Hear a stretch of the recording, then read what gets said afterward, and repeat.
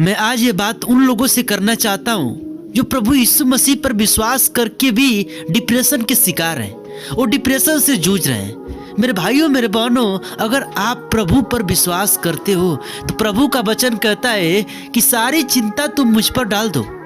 लेकिन अगर आपको जीसस पर बिलीव नहीं होगा तब जाकर आप डिप्रेशन और बहुत सारे चिंताओं से परेशान होंगे। और जिसको बिलीव होगा वो अपने जीवन में सारी चिंता परमेश्वर पर डालेगा और अपने नए जिंदगी का शुरुआत करेगा। अगर आप भी इस चीज से जूझ रहे हो तो आज से क्या करो, आप सारी चिंता परमेश्वर पर डाल दो और एक नए जिंदगी का शुरुआत करो। परमेश्वर में दृढ़ता के साथ एक नए जीवन आपको मिलेगा।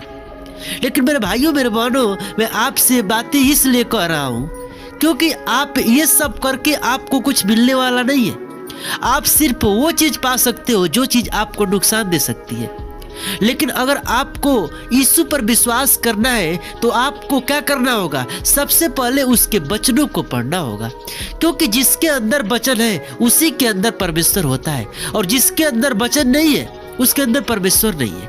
क्योंकि वचन ही क्या है, परमेश्वर है। मेरे भाइयों मेरे बहनों, सबसे मूल बात यह है कि आप यीशु में जाते हुए उसके आज्ञाओं को मानते हैं या नहीं। अगर आप यीशु में जा रहे हैं, आज्ञाओं को नहीं मानेंगे, पाप करेंगे, जाना व्यर्थ है। और डिप्रेशन की बात रही, चिंताओं की बात रही, तो सब कुछ परमेश्वर अपने ऊपर उसी दिन ले लिया जिस दिन सूली पे चढ़ा। सारा पाप ले लिया।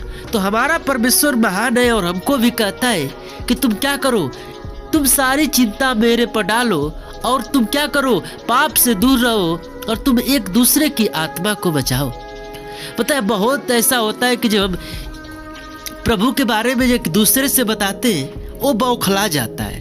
प्रभु की बात सुनते ही क्या होगा, बौखला जाएगा। वो आपको ऐसी सी बातें बोलने लगेगा जिससे आप नीचे गिरने लगोगे। लेकिन आपको गिरना नहीं है, आपको किसी से लड़ना भी नहीं है।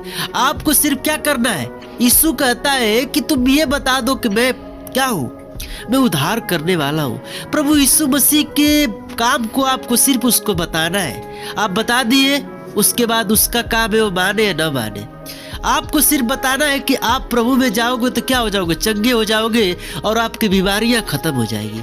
मेरे भाइयों मेरे बहनों, हमको भी कोई बताया, हम भी दुख में थी, हम परमेश्वर में गए, क्या हुआ, हमारी बीमारियां खत्म हो गई और हम आज सुखी से हैं। तो आप भी अपने जीवन में उसको बताइए जो बीमारी से ग्रसित है और क्या है, जो चंगा नहीं हो रहा है, उसको बताइए। परमेश्वर का राज्य बढ़ेगा और परमेश्वर आपको एक अनंत जीवन देगा।